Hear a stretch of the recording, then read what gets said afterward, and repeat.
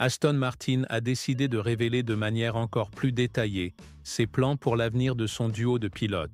Et contrairement à ce que beaucoup prédisaient, l'équipe pourrait compter sur des poids lourds pour affronter le nouveau cycle de réglementation à venir. Bien que les performances récentes de Lance Stroll n'aient pas été particulièrement dignes de célébrations ou de trophées, les dernières déclarations du nouveau directeur d'équipe, Andy Cowell, offrent une vision différente, plus optimiste et pleine d'espoir pour l'avenir. Avec Fernando Alonso indiquant clairement qu'il n'a pas l'intention de prendre sa retraite après la saison 2026, les chances d'un partenariat solide entre Honda et Aston Martin augmentent, alimentant les spéculations sur l'avenir de l'équipe de Silverstone. Plus important encore, quelle sera l'influence immédiate et à long terme de l'arrivée d'Adrian Newey dans ce nouveau contexte compétitif? Il ne fait aucun doute qu'Aston Martin se distingue comme l'une des équipes suscitant le plus de curiosité et d'attente chez les fans à l'approche de la nouvelle ère réglementaire de la Formule 1.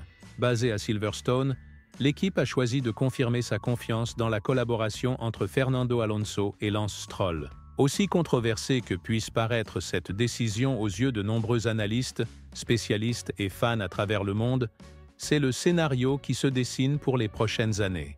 Le choix de conserver Alonso est aisément justifiable, compte tenu de son immense héritage, de ses compétences techniques incontestables et de sa vaste expérience en course. Alonso, avec son expertise technique et sa compréhension approfondie de la dynamique de course, est considéré comme une pièce maîtresse pour le développement de la voiture sous la nouvelle réglementation. Cependant, s'agissant de Lance Stroll, penser qu'il pourrait devenir champion du monde, même avec tout le soutien financier, structurel et logistique dont il bénéficie, semble pour le moins excessivement optimiste et déconnecté de la réalité actuelle de la Formule 1.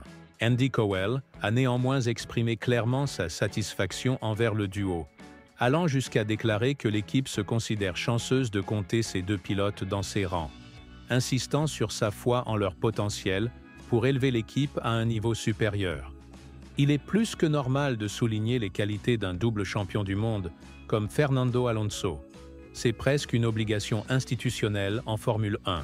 Sa longévité sur les circuits, combinée à son sens stratégique affûté, fait d'Alonso une véritable encyclopédie vivante du sport automobile. Cependant, en ce qui concerne Lance Stroll, notamment après des incidents embarrassants, comme son accident lors du tour de formation du Grand Prix du Brésil l'année dernière, il est extrêmement difficile de ne pas remettre en question ses déclarations. Lance mérite d'être reconnu pour son parcours jusqu'au sommet du sport automobile mondial. Mais il faut aussi admettre que sa présence sur la grille de Formule 1 aurait été hautement improbable sans le soutien financier et l'influence directe de son père, Lawrence Stroll. Cette réalité est d'ailleurs ouvertement reconnue par une partie du public, des journalistes spécialisés et des anciens pilotes. Lorsqu'il évoque Fernando Alonso, Andy Cowell n'épargne pas ses éloges. C'est une personnalité vraiment remarquable. Quand on observe les différentes catégories dans lesquelles il a réussi et qu'on analyse ses compétences, son intelligence et sa vision stratégique, il devient évident qu'il apporte des contributions précieuses à chaque réunion et à chaque interaction. Dans de nombreuses situations, Alonso propose des solutions simples, intelligentes et incroyablement efficaces, au point de se demander pourquoi n'y avons-nous pas pensé plus tôt. Son rôle dépasse l'optimisation de la voiture. Il est un véritable catalyseur d'amélioration au sein de l'équipe. Sa soif inextinguible de victoire est un moteur pour tous. La situation autour de Lance Stroll est cependant bien différente. Malgré les éloges publics de Cowell sur la jeunesse, l'enthousiasme et les capacités de retour d'information de Stroll, il est difficile de croire que ce soit la perception authentique en interne. L'ancien ingénieur de Mercedes a mis en avant les qualités de ses pilotes, mais la réalité est que parmi toutes les grandes équipes, Aston Martin est celle qui a le plus régressé en termes de performance depuis la saison précédente. L'équipe verte travaille encore sur des ajustements pour la voiture de 2025, mais il est clair que la priorité absolue est déjà tournée vers le projet 2026. Les nouvelles mises à jour attendues dans les prochaines semaines seront cruciales pour valider l'utilisation des nouvelles installations de développement et pour donner à Lawrence Stroll une base solide pour évaluer si les investissements massifs consentis produisent réellement des retours. Compte tenu de cette régression marquée, il semble de plus en plus inévitable qu'Adrian Newey joue un rôle de premier plan dans l'avenir de l'équipe, notamment à cause des difficultés chroniques à recevoir un retour d'informations précis des pilotes actuels, en particulier de Lance Stroll. Newey, qui a répétément exprimé son admiration pour les compétences techniques et stratégiques d'Alonso, connaît très bien le potentiel de l'Espagnol pour transformer une équipe. Le manque d'enthousiasme similaire à l'égard de Stroll est cependant manifeste. Intégrer Newey dans le projet sans provoquer de fractures internes sera l'un des plus grands défis pour Lawrence Stroll dans les mois à venir. Récemment, Lance Stroll a enregistré un record que personne ne souhaite détenir.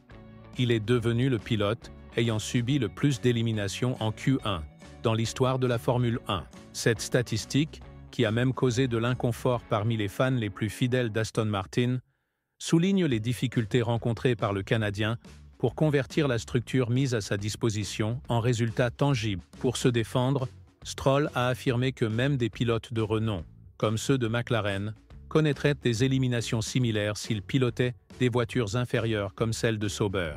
Cependant, cette justification est loin d'être jugée convaincante par les analystes et anciens pilotes qui suivent de près le paddock.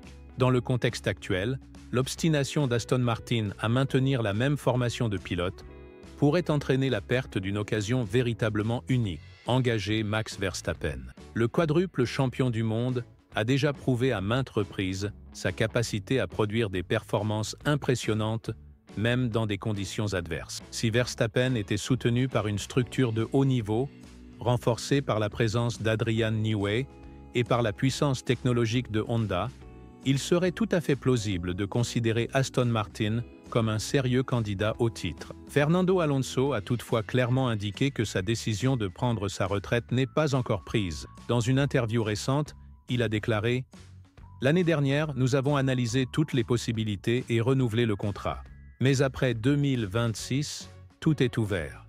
Je prendrai ma décision en fonction de ma motivation personnelle, de mes performances en piste et de ma santé. Pour l'instant, je suis très motivé, mais il est tout simplement impossible de prédire comment je me sentirai dans 3 ou 4 ans.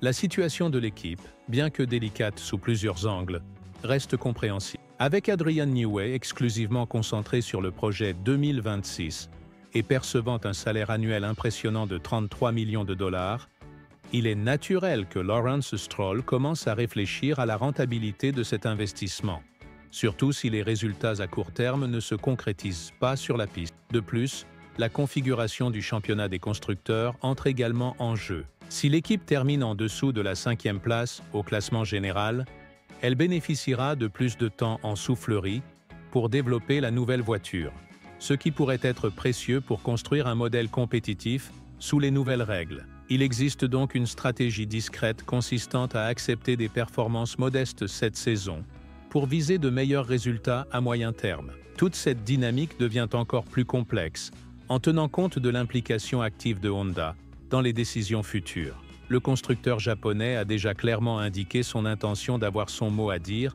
dans le choix des pilotes pour le projet 2026. Koji Watanabe, président de Honda Racing Corporation, a déclaré « Le nombre de places disponibles diminuera, mais Honda continuera d'avoir son mot à dire dans les choix de l'équipe pour les années à venir. La décision finale appartient à Aston Martin, mais notre opinion est essentielle, comme c'est le cas chez Red Bull Racing.